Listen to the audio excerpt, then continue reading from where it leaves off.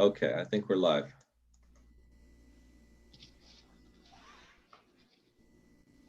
Okay, wait.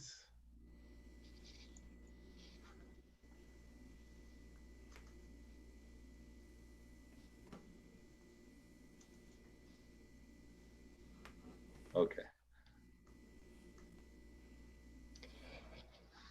Good evening and welcome to New Canadian Centre of Excellence Inc. Friday Night Live at 5. We are with featured performance by the award-winning artist educator, Reverend Robert Jones Sr.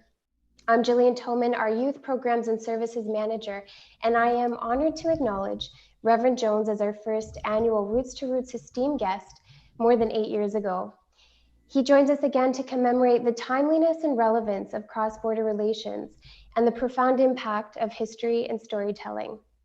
Now introducing our host this evening, our own YRC musician and youth orientation worker, Mr. Gregory Cox. Thank you, Jillian. It's a privilege to be here to introduce our guest today. He joins us from his home in Detroit, Michigan. He's been performing professionally for over 30 years throughout the United States, Canada, and Europe. He has entertained and educated audiences of all ages in all manner of settings, from schools to union halls to civil rights organizations. At the heart of his message is the belief that cultural diversity tells a story that should celebrate, not just tolerate. We're about to embark on a Roots to Rap journey that celebrates the universality of roots music, community, and connections. It is my great honor to present Reverend Robert Jones Sr. Thank you, Greg. It's a great pleasure to be here and to be able to participate once again with the Center of Excellence. Now, when I was a kid, growing up in Detroit, being right on the border between between the United States and Canada, that meant we could get the CBC. And the CBC had programs that American TV just didn't have. And one night I was tuning in and I saw these two guys named Sonny Terry and Brownie McGee. Well, little did I know that my grandmother was a great fan of their music too. She brought home a record, and before I knew it, I was hooked on this traditional style of blues. And it sounded a little bit like this.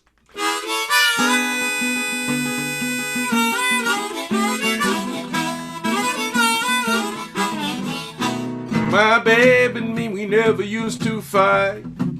Used to love again, kiss at night. Came home one morning and she had gone away.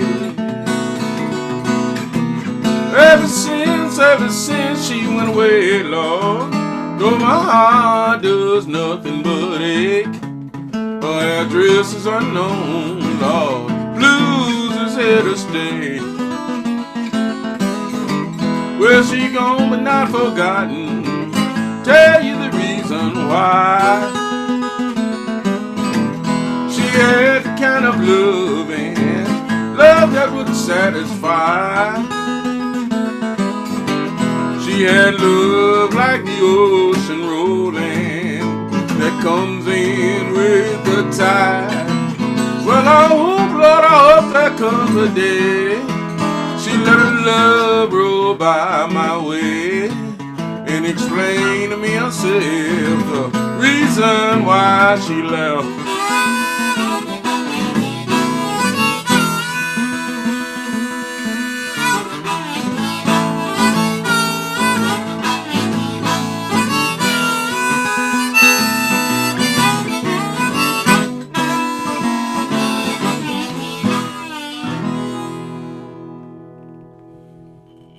Now, I think the reason that music captured my attention is because it was an immediate music. It was, the guys didn't have a band, they didn't have electric instruments, they were just playing acoustic instruments and traditional sounds of the harmonica and the guitar, and it fascinated me, and I started to ask myself where that music came from.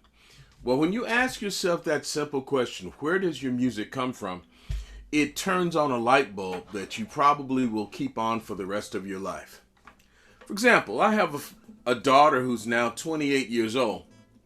But when she was about 14, she heard me playing a tune by a famous Canadian singer-songwriter by the name of Leonard Cohen. And although she didn't know who Leonard Cohen was, and although she didn't know anything about the history of this tune, she got excited. She said, "Daddy, I love that tune. Daddy, where did you learn it? Daddy, that's my junk, boy." So when your daughter tells you that, you better stop and listen to her, because it doesn't happen very often. But this was the tune.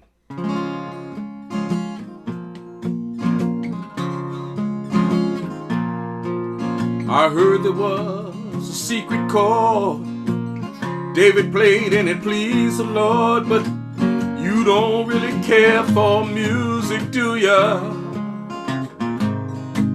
It goes like this: the fourth, the fifth, the minor fall, the major lift, the baffled king composing hallelujah, hallelujah, hallelujah, hallelujah, hallelujah.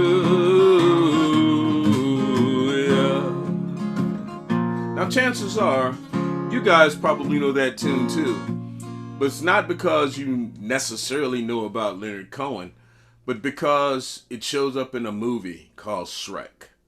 That's why my daughter knew that tune, and that's why she got excited about it. And it's really fun to listen to something without, sort of investigating where it comes from. But when you ask that question, where does it come from?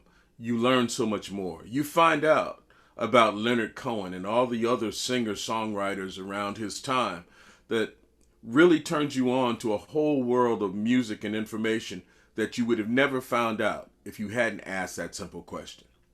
So when I was listening to that early blues, I started to ask that question in my life. I wonder where that music came from.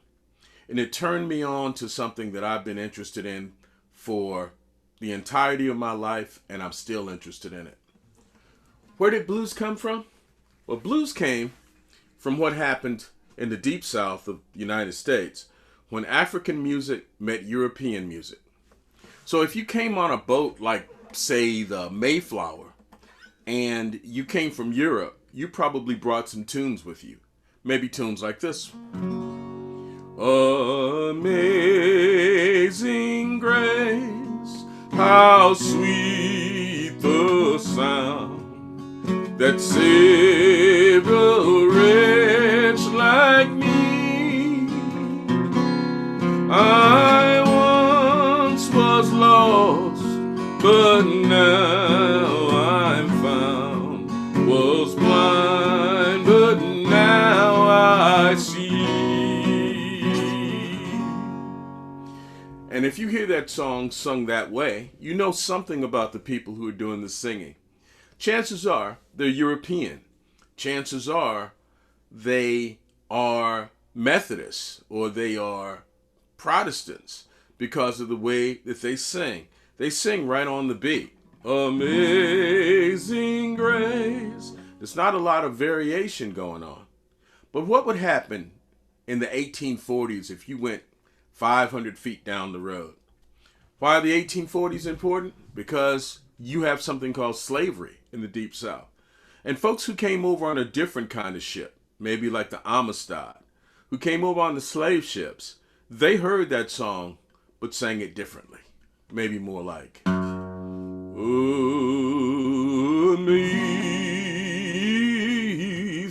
grace,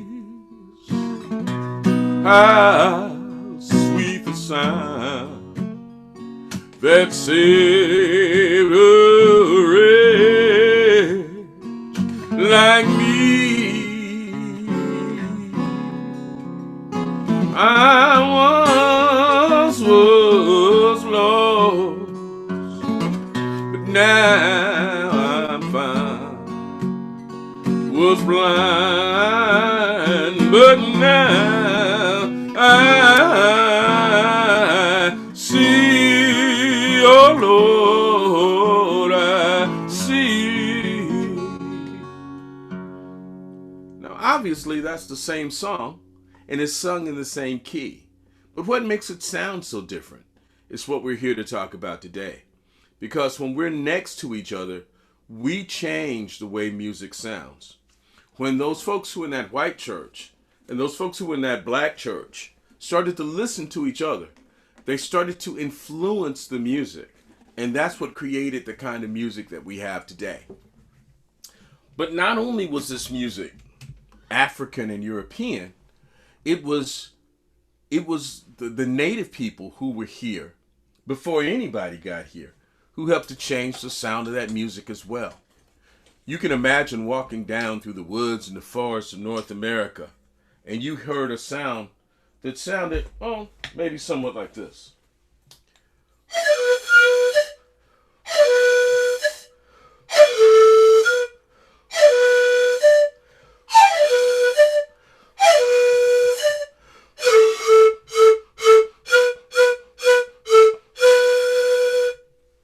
Now that sound was probably made on a flute by a Native American, but you didn't know how to make a flute, so you went home and you got the reeds that you used to use to make a fishing pole or to make furniture, and you started to take those reeds and lash them together, and that gave you a scale.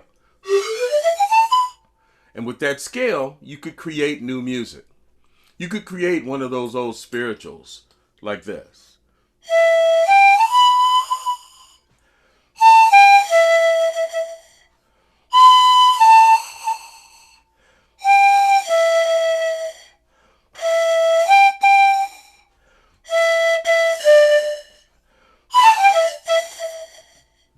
No more, my Lord, no more, my Lord, ain't gonna never turn back no more. Well, I came to Jesus as I was weary, I was wounded, I was sad, but in him I have found a resting place, and he has made me glad.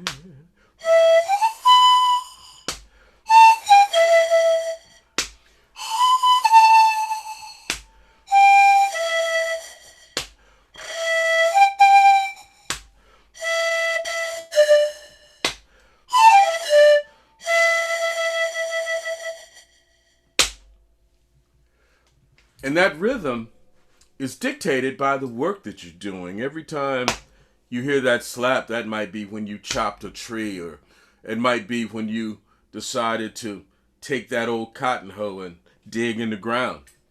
So you discovered that music and work were really closely tied together, especially in the 18th and 19th century.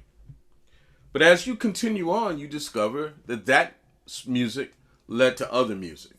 For example, you can understand that the folks who were in the Deep South didn't want to stay in slavery. And for them, the idea of getting back to Africa was impossible. So they needed to get to a land where they could live as free people and could not be sent back into the Deep South. And that land, of course, was Canada.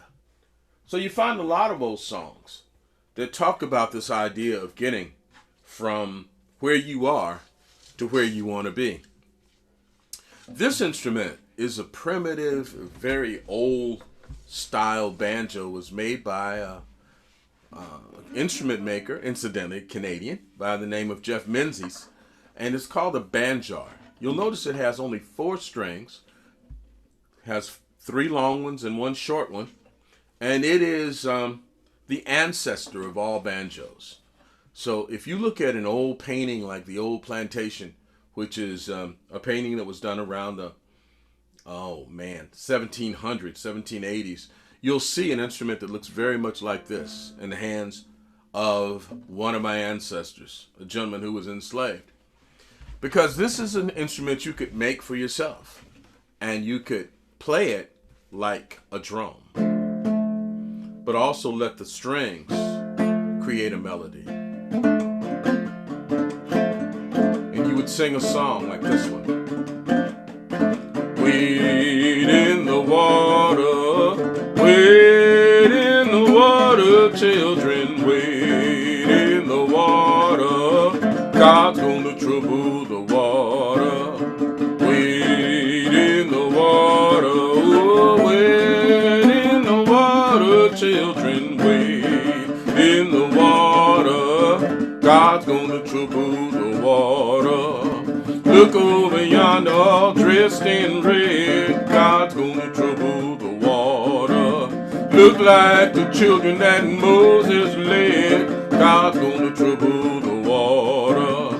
Look over yonder, all dressed in white. God's gonna trouble the water.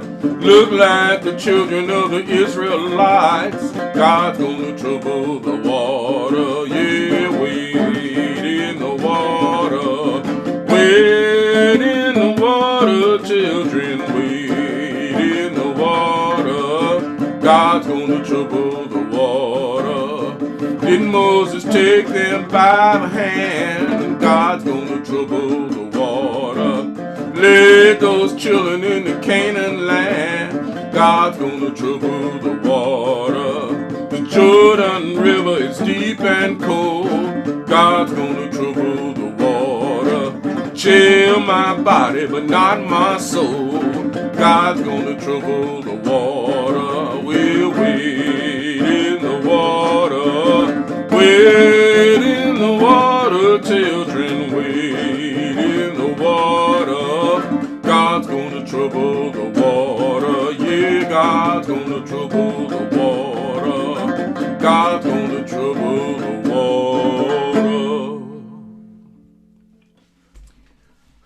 Now, when you heard a song like that one, Wade in the Water, or Steal the Way Home, or Swing Low, Sweet Chariot, it was usually a signal that something was coming through called the Underground Railroad, which of course was not a railroad and it wasn't underground. But what it was a secret connection of people who were committed to letting those slaves move from the South to the North and eventually into Canada. So you hear a line like, didn't Moses take them by the hand? He led those children into Canaan land. Well, Canaan land in this song is Canada.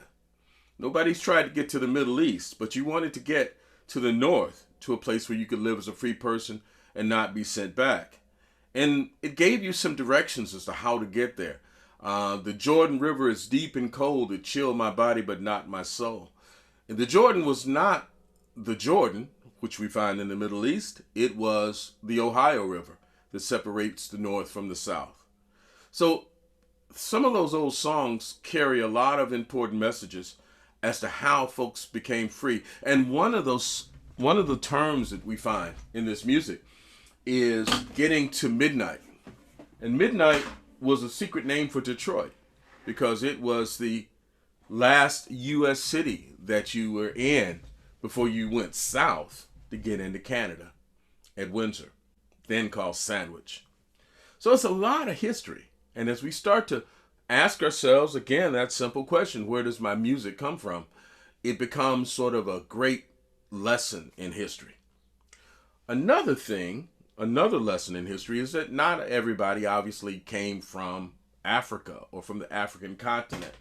And it's amazing that sometimes if you just changed one note,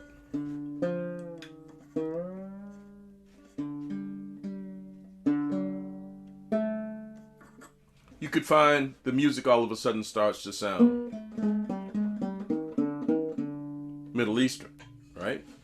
Because sometimes it's just a matter of a few notes that define our styles and our music from one another. Some folks came here from Europe, and obviously the most logical instrument to bring was a violin, or as we call it, a fiddle. And the reason you call it a fiddle is because it's played a little differently from the violin. The violin is a classical instrument, and there's a right way and a wrong way to play it, a right way and a wrong way to tune it. But this fiddle is tuned low. Why? Because in Louisiana, musicians used to play with accordions, and accordions well, they tended to be pitched in the key of C or in the key of F. So they tuned the fiddles down so they could work with the accordions. And they developed a style that had connections to Canada. In Canada were a group of people called the Acadians. And the Acadians were French-speaking and kind of rowdy folks. And eventually the Canadian government kicked them out of Canada, and they went all the way down to the United States and ended up settling in Louisiana. Now, the music that they brought with them was in French and was kind of wild, and eventually wasn't called Acadian music, it was called Cajun music. And it mixed with the blues that were already in the Deep South and in Louisiana. And you developed a style called la-la, or Creole music. And there was a man by the name of Conrad Fontenot, a black man, but who spoke French. And I learned just barely enough French to get through this song. So if you're French speaking, I'll apologize right now. But it's a song called La Belle de la Prison.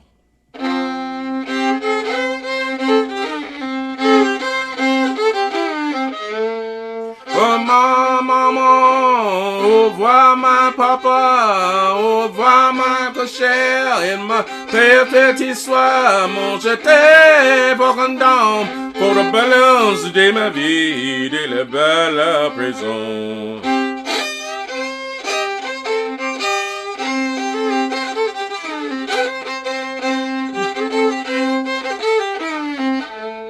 Goodbye to my mama, goodbye poor old pop, goodbye to my brothers and my little sisters dear, 'cause I've been condemned for the rest of my life behind the bar of prison.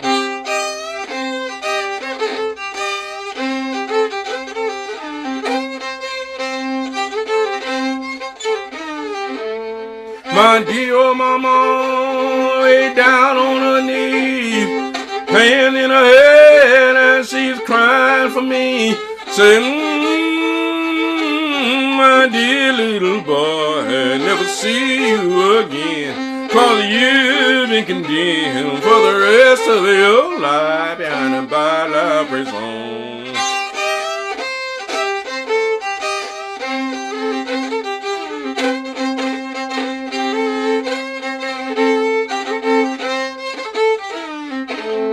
My dear old mom, don't cry for me.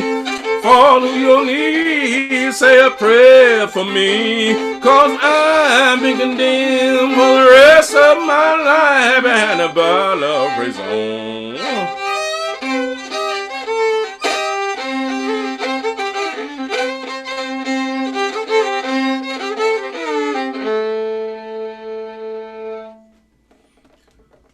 So that song called the Belle de la Prison means the prison bars.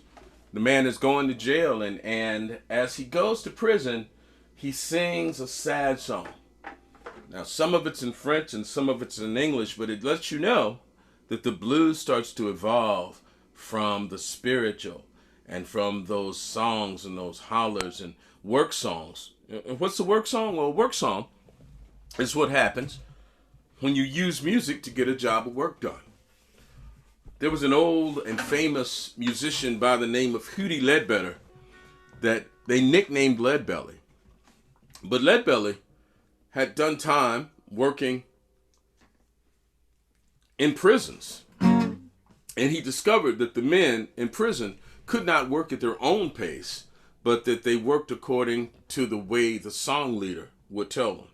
So you can imagine holding up a big heavy hammer in your hand, or a big axe as you're chopping down a tree. And as you chop it the way you want to chop it, well, some guys chopping fast, some other guys chopping slow. But what happens when you get a rhythm where somebody sings, take this hammer, get to the captain. Take this hammer, get to the captain. Take this hammer, take to the captain. Tell him I'm gone, Lord. Tell him I'm gone. Tell him I'm gone, Lord. Tell him I'm gone. If he asks you, was I running? If he asks you, was I running? If he asks you, was I running? Tell him I was flying, Lord. Tell him I was flying. Tell him I was flying, Lord. Tell him I was flying. If he asks you, was I laughing? If he asks you, was I laughing? If he asks you, was I laughing? Tell him I was crying, Lord. Oh, tell him I was crying. Tell him I was crying, Lord. Tell him I was crying. Take this hammer, take to the captain. Take this hammer, take to the captain. Take this hammer, take to the captain. Tell him I'm gone, Lord. Tell him I'm gone. Tell him I'm gone, Lord. Tell him I'm gone. Now the beat of the song or the tempo of the song, that's really what dictates how fast or how slowly you work. And when the boss is looking, you could speed up the song, and that sped up the work. When the boss went away, you slowed down the song, and that slowed up the work. But that was not just the only reason. You can imagine if somebody fell and was in danger of being hurt by one of those axes, you could stop the song, and that would stop the work. So we use all kind of creative ways to get work done and to use music. Now that's in the 19th century. Back in the 1800s, music was prevalent and it was everywhere. But by the time we start to move into the 20th century, then we really start to see how music comes together to form new styles.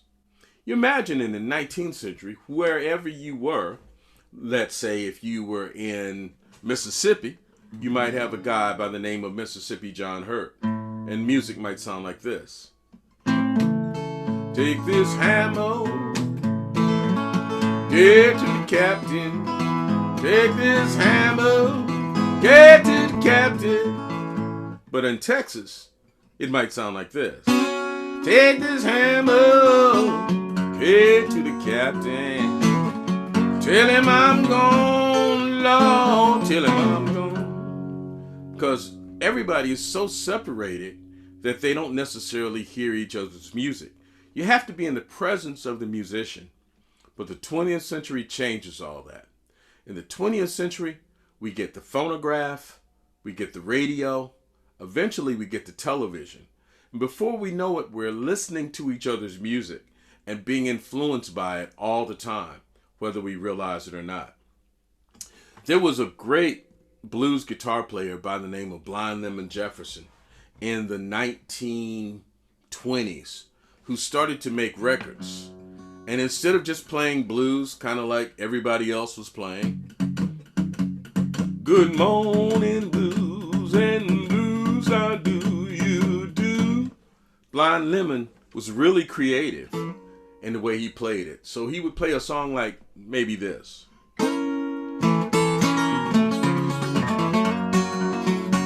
I'm broke and I ain't got a dime. I'm broke and I ain't got a dime. I'm broke and I ain't got a dime. Everybody has hard luck sometimes.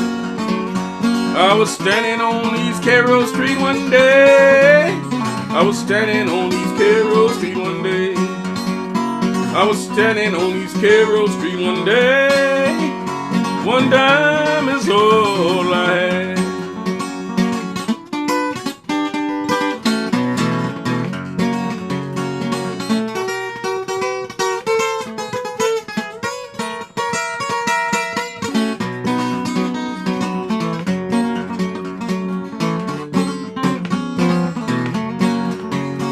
One thin dime was all I had.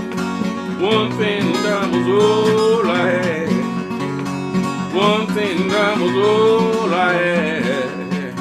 And it left me cold in hand.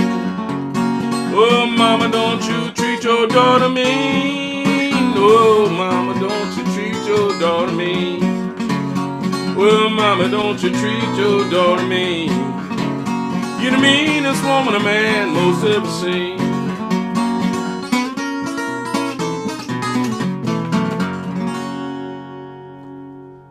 Now, a guy like Blind Lemon Jefferson could inspire other people to start playing music differently. And before you know it, folks were using those 3 chords in the blues and those 5 notes of the blues to create brand new music. Boogie Woogie piano players used it, and guys in the Mississippi Delta like Son House would take a song based on those 5 notes, and he maybe come up with a song like this. I got a letter this morning, how do you think it read? Said, hurry, hurry, cause the gal you love is dead. I got a letter this morning, oh Lord, how you ringing red? Said, hurry, hurry, cause the gal you love is dead. Well, that music didn't stay in the Mississippi Delta. In fact, the Delta is the western part of Mississippi up in the north. It's really close to a town called Memphis, Tennessee. So in Memphis, piano players started using those 5 notes like this.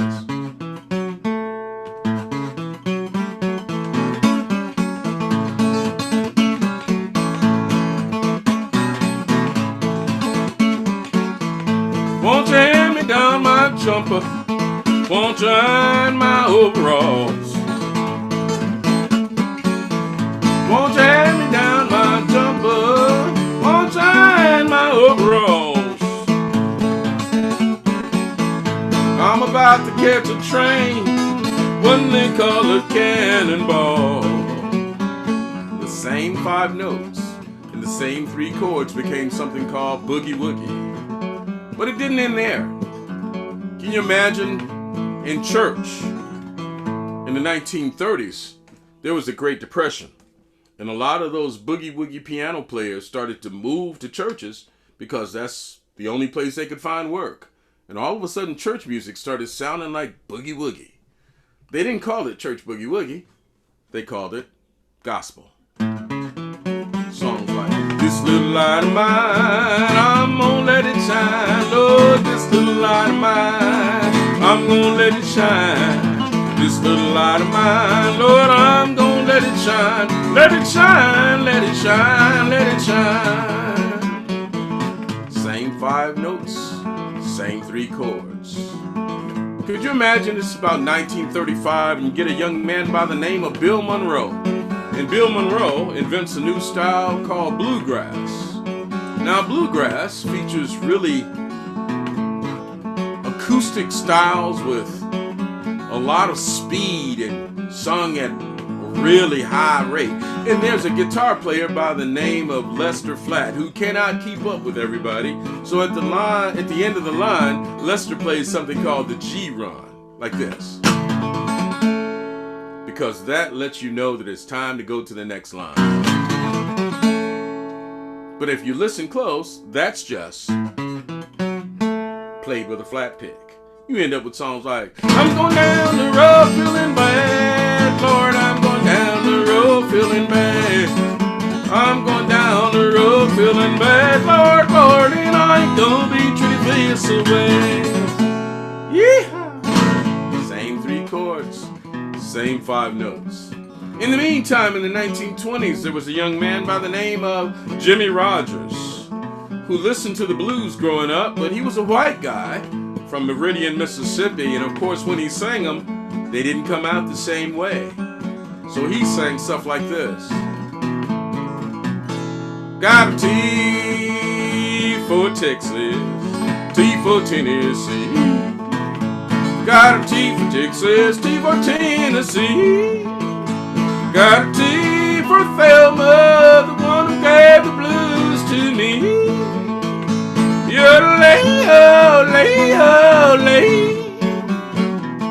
When they ask you what you learned today in school, tell them we saw a black man yodel. That was interesting. Well, it doesn't end there. You can imagine that as the music changes and goes forward, in the 1940s, there's a new style called R&B, pioneered by a guy by the name of Ray Charles. And Ray Charles is a blind musician, but that never stopped him or even slowed him up. What he did was took gospel and turned it into music you could dance to. So he had a song where he ran out of lyrics one night and made up a song on the fly. And he called it Tell Me What I Say. Say, oh, oh, oh, oh, tell me what I say, tell me what I say, tell me what I say, tell me what I say, tell me what I say, tell me what I say. Say, oh,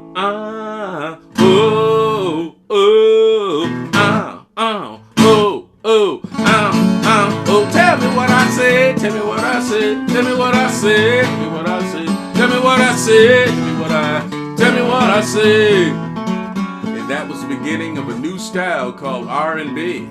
But guess what? It was the same 3 chords and the same 5 notes. Imagine it's 1955, and you have now a television, not just a record player, not just a radio, but you have a television so you can see your artist. And there is a young man by the name, well, you'll know who it is. He comes on a show called The Ed Sullivan Show out of New York, and he plays the same 3 chords and the same 5 notes. And it's like, 1 for the money, 2 for the show, 3 to get ready, now go cat go, but don't you mess with my blue suede shoe. You can do the things of my blue suede shoe, yeah. Blue suede shoes, blue suede shoes, blue suede shoes, blue suede. You can do the things of my blue suede shoes. Thank you very much. Some of you guys might recognize Elvis Presley, and he became one of the kings of rock and roll.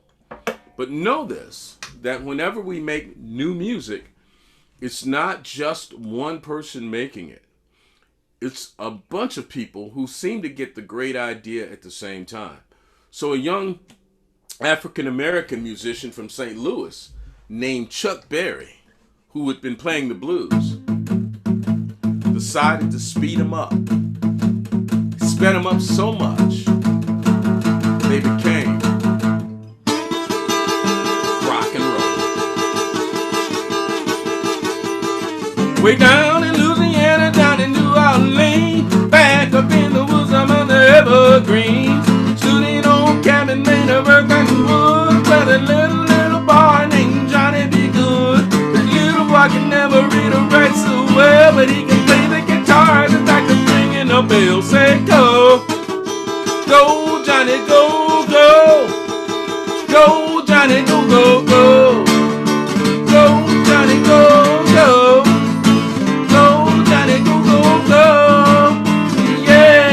Johnny be good.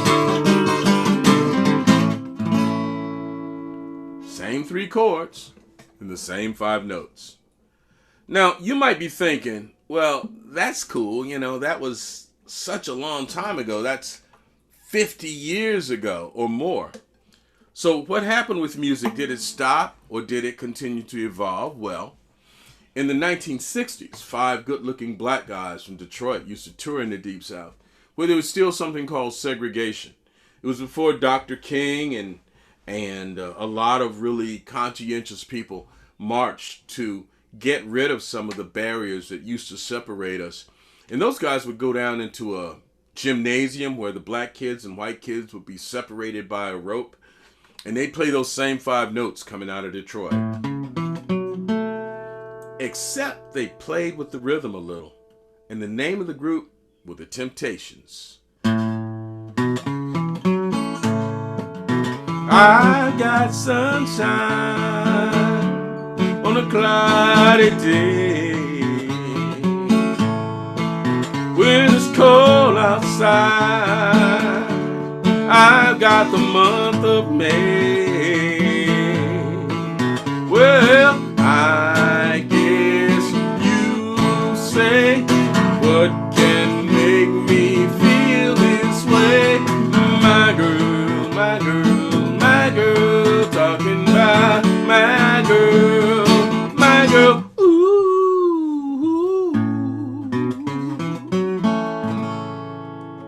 And so you had Motown coming out of the same kind of music. But still, Motown is 50 years ago or more. Somebody might ask, what does it have to do with the music of today? Well, if we went back to that old guy, Son House, who was playing Delta blues, the death letter blues, the long and depressing blues that sounded like this. And he started to speed it up. And instead of doing each verse twice, he did each verse once. You would end up with a different kind of music.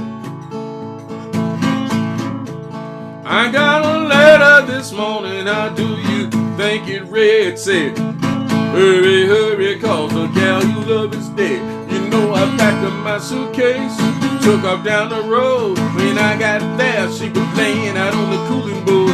I eased up close and I looked down in her face and said, hey, you know I love you, but I just can't take your place. You know it's steaming, the thousand was standing round the funeral ground. I didn't know how much I loved her till they put my baby in the ground before my arms. And then I walked away and said, hey, you know I love you, have to see you judgment day. You know I woke up this morning, it was about the break of day, and I was hugging on a pillow where my baby used to lay. We went to church about down, I tried to pray, but the blues come along and they blowed my spirit away. Woke up this morning about the break of day, and I was hugging on a pillow where my baby used to lay. I said, gosh, I thought I heard her call my name. She didn't call so loud, but she called so plain. Yeah, boy. And so what you have is the fact that all of our music comes from listening to one another. All of our music is built on older music still. So I hope that this lesson drives home the point that diversity or differences are not something to be tolerated, but it's something to be celebrated. Because the new music, whatever the next new music is going to come out of a mixture of old and new, and it's going to come out of a mixture of things that are familiar and things that are new. As people bring their culture with them and bring their music with them and bring their food with them, it only makes us richer in its diversity, and it makes our culture richer. So I hope that you guys have had a good time in the time that we've spent together and explored this idea. I invite you to do something wherever it is that your family comes from, and everybody's family comes from somewhere. Start to ask some of the elders about their stories, about where they came from and how they came to be where you are right now. And also ask them to share some of that music with you. I know sometimes it's a little hard to listen to and a little hard to appreciate, but you'll find out something. Pretty soon you'll become not only tolerant of it, you'll start to celebrate it because it's part of who you are as a person and as a culture. You guys have been really great. Thank you so much for giving me this opportunity to talk to you, and I hope I get a chance to do it again. Have yourselves a beautiful and blessed COVID-free summer. Take care and be safe. Bye-bye.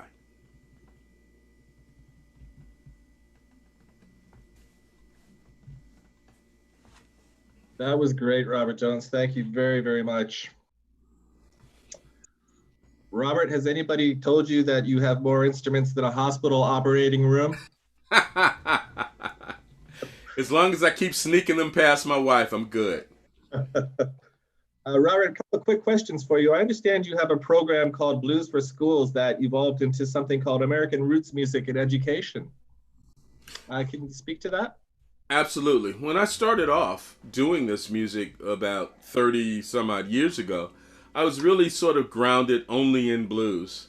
I was interested in blues as an African American person because this was the first music that I heard that made me interested in music. But eventually I started to find out, like we just talked about for the last 45 minutes, how this music ties into other styles and other kinds of music. So I understood it was broader than just blues, and I decided to start calling it American Roots Music and doing it in schools in education, which gave me the name Army, A-R-M-I-E, but a different kind of war with different kind of weapons. Wow, that's great. And you also have a program called Common Chords. What's that all about? Yeah, I partnered with a friend of mine, a folk musician by the name of Matt Watroba, who loves folk music as well as country music. And he loves the idea of community singing, the idea of people coming together and singing in a circle and sharing music like we do in church, like we used to do on the job and at various other places. Well, Matt and I teamed up to produce or to found a nonprofit called Common Chords that celebrates the things that we have in common instead of fighting about the things that separate us. And so part of our goal is to do the kind of educational programs that we just delivered, but also the idea of encouraging people to learn to play instruments, to learn to create, to learn to tell their own story, because your story is unique to you, and if you don't tell it, nobody else can tell it for you. So that's one of the things that we do in Common Chords, and we try to connect communities, whether it's old to young, whether it's east to west, whether it's African to European. We try to connect communities through music and the arts. That's fantastic, Mr. Jones. Continued success to you. Thanks again for coming in. I'm going to have Jillian close out our session today. Here we go. Reverend Jones, it was such a pleasure to have you, and we cannot wait to share our applause and call and response in person in due time, I'm sure. Greg, thank you, and thank you to all of our viewers for joining, as well as to our funders, Immigration, Refugee, Citizenship Canada, for making this possible. And for more information about our esteemed guests, visit revroberts.com. And for more information about our rhythm and beats, visit ncceinc.org. Until then, see you next episode of Friday Night Live at 5.